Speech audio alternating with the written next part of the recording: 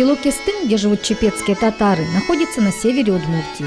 Первые упоминания о нем относятся к 1678 году. Основал это селение каринский татарин Мухаммедкул Касимов, сын Шагума. От него и ведут свое происхождение многие семьи. И фамилия у большинства местных жителей одна – Касимовы.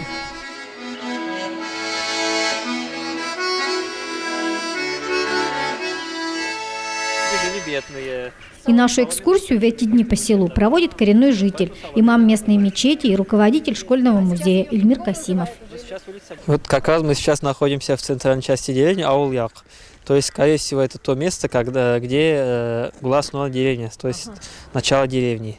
Вот. И здесь, естественно, в первую очередь была построена мечеть.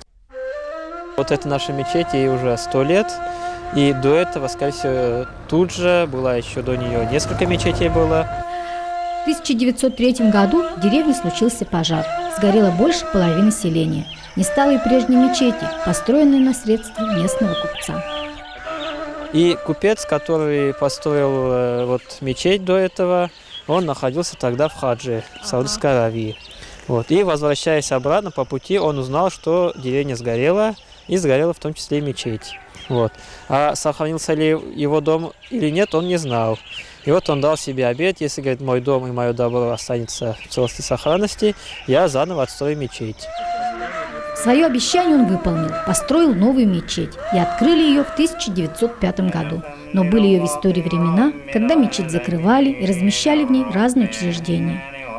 Сегодня это одна из старинных мечетей в Поволжье, и службы в ней не прекращались последние полвека.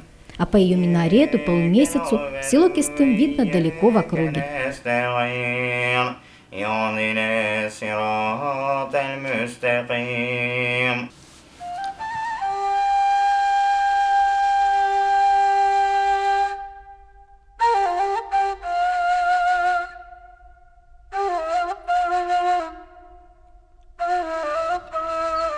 Так сложилось, что благодаря мечети и некоторым другим обстоятельствам село живет в 3-часовых поясах.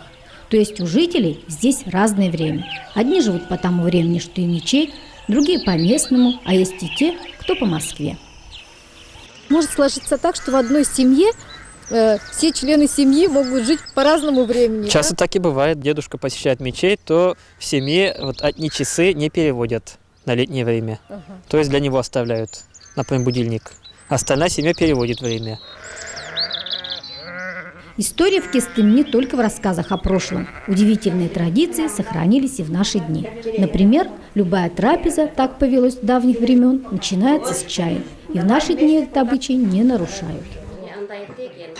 Обычно уже татары чай любят, сказали. По говору, да, так сказано есть. Татары пьют чай. Когда все гости придут, займут все места, вот тогда мы и начинаем. Обычно у нас перед столом абстай бывает. Абстай начинает. Ее ждем. Абстай начнет. Айда баштайгын да шеек. Начнем уже пить. Бисмилляхи рахмани рахим. Это сокращенная молитва и удлиненная. Агуз билляхи минаш шайтан раджим. Бисмилляхи рахмани рахим. И наливаем чашку чая. Пожалуйста. Наливаем и Аллаха тапшырып, бисмилляхи-рахмани-рахим, начинаем чай пить. Эти обычаи существуют с давних пор. К столу всегда подают традиционную выпечку и сладости. А как правильно пить чай – это настоящая церемония. Кто как пьет, сейчас молодежь. А мы пьем так. Мы так пьем. Надо наливать вот так. Дедушки вот так пили. Вот так пили потом. А потом уже вот так. Вот, а мы теперь вот так пьем. Да. Красочный поднос. Соблюдают за столом и другие правила. Всегда следует знать, куда и как рассадить пожилых и молодежь, стариков и женщин, а когда к столу пригласить детей. Гости мы вызываем ведь стариков. В первую очередь за стол сядет мулла. Потом с ним рядом сядет меазин, помощь уже его сказать, что ли.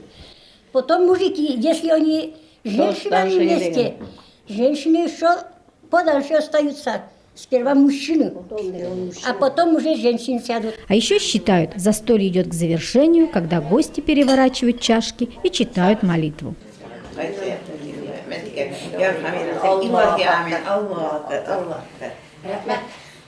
Выслушав историю о чае, продолжаем наш путь по селу.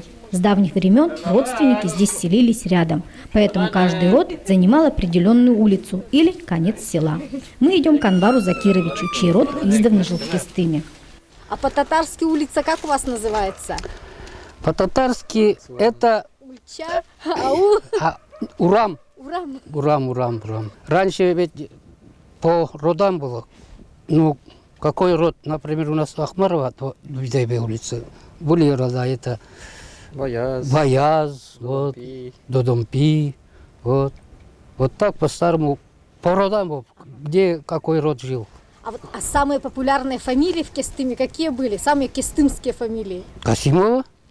То есть почти все кестымские? Все. Первые поселенцы, осваивая эти края, учитывали особенности природы, а современники сегодня могут проследить, какой был край раньше. Необычные проявления прежнего ландшафта буквально налицо. Вот если дальше пойдем, мы выйдем на Сибирский тракт. Сибирский тракт имел для села большое значение. Местные татары занимались торговлей. Некоторые жители – прямые потомки известных в округе торговцев. Рахима Лутфулловна из 7 местных купцов. Хозяйка решила показать нам семейную реликвию. Это старинный замок, которым закрывались амбары ее деда. Внизу амбар был такой, и дедушка все покойничек рассказывал. Он занимался этой мануфактурой, торговал, все это, ездил по деревням, по удмуртским.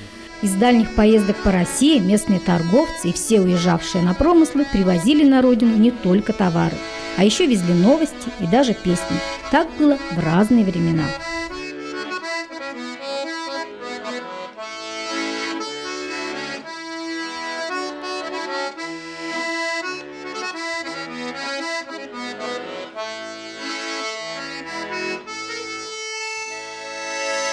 Шахтер Кие, это песня Шахтера. Это где-то 30-е годы у нас, видимо, уезжали на заработки, на шахты, Донбасс. И вот эта песня об этом и поется. Ну, эта песня казанских татар уже. Видимо, там разучили, приехали и начали здесь петь. А это у нас уже считается как деревенская песня наша. Местная история, как эта мелодия, складывается из деревенских и российских событий. Пример тому предание, что рассказывают здесь о главной дороге России – Сибирском тракте. Эта дорога проходит через Кестым. Как будто, когда Екатерина II решила устроить Сибирский тракт, вот, она сама ездила по этим местам, смотрела, где провести Сибирский тракт, и через Кестым тоже проезжала. Дедушка Ахмар встретил ее и подарил 2 красивых белых жеребцов. Настоящий татарский подарок. Да, настоящий татарский подарок. Это Екатерина II настолько растрогала, что она подарила ему кестымские луга государственные. Если рассказ о приезде императрицы в Кестым – это легенда, то другая история о том, как местный учитель Ахмаров открыл комету, хоть и почти фантастическая, но произошла в действительности. И вот он, как раз возвращаясь из сельского клуба 14 апреля 1939 года, у него дети, естественно, расспрашивали, вот это что за звезда, вот это что за звезда, им все это он объяснял. И вдруг обратил внимание, что на небесном своде появилась одна лишняя звезда, да еще при том хвостатая. И вот именно тогда он понял, что это комета, и, не дойдя до дома, сразу побежал в Болезино сообщать, телеграмму отправлять. Звезда получила имя своих первооткрывателей Юрлова и Ахмарова. В Кестыме даже сохранился дом деревенского астронома, чье имя носит далекая звезда. Говорят, Земля она вернется лишь через 7000 лет.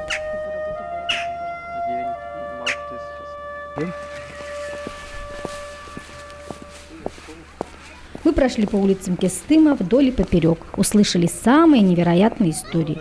Но есть в нашей экскурсии еще одно уникальное место. Это школьный музей. Здесь бережно собирают все, что расскажет о селе. Многие истории хранит даже сундук, необычный символ музея. Каждая вещь в нем – это тема для отдельного рассказа. Сундук – это хранительница реликвий. Вот. И, естественно, сундук еще заменял шкаф. То есть туда клали и одежду, и полотенца, и головные уборы, и даже свои новые галоши. Придет женщина с гостей, галоши все вычистит, вымоет, завернет в тряпочку и в сундук. Вот. Ну, например, в сундуке также хранят вот такие головные уборы колфак, расшитые вот жемчугом. Вот. Обязательно вот тюбетеечки праздничные, мужские. Тоже в приданых входило подарить тюбетейку мужу. Вот. И священные книги, которые передались по наследству. У татар, опять-таки, вот вывешивать фотографии на стену запрещалось. И вот татар выдумали такую вещь, как вешать на крышку сундука. То есть заменял семейный фотоальбом.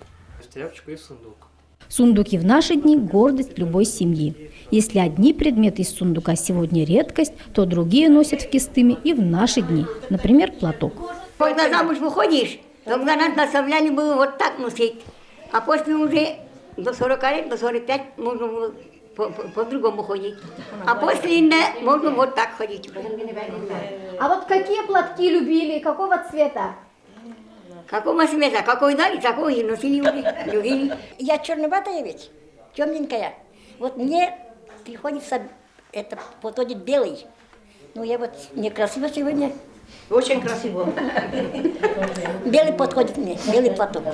Когда это молодые была, вот так это, девочки вот так ходили, вот так. Угу. Пока еще замуж не ушли. Замуж ушли, замуж надо. Не одну платок только, и что надо? Шаль надо. Вот раньше так носили все старые. Дома. И свекровка, и бабушка, и мать. Вот дома так носили, и я тоже так хожу все время. И на улицу еще ли, в магазине все равно вот так я завязываю, потому что волосы, чтоб не вышли. Из таких рассказов о платках и чае, местных купцах и русской императриц складывается история.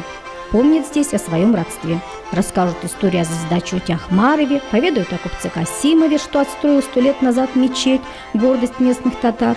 А приглашая в гости, непременно напомнят, что в Кыстыме живут в разном времени. По мечети, по Москве и по местному. За эти 330 лет, что стоит татарское село Кыстым, появилось много историй. А сколько еще будет?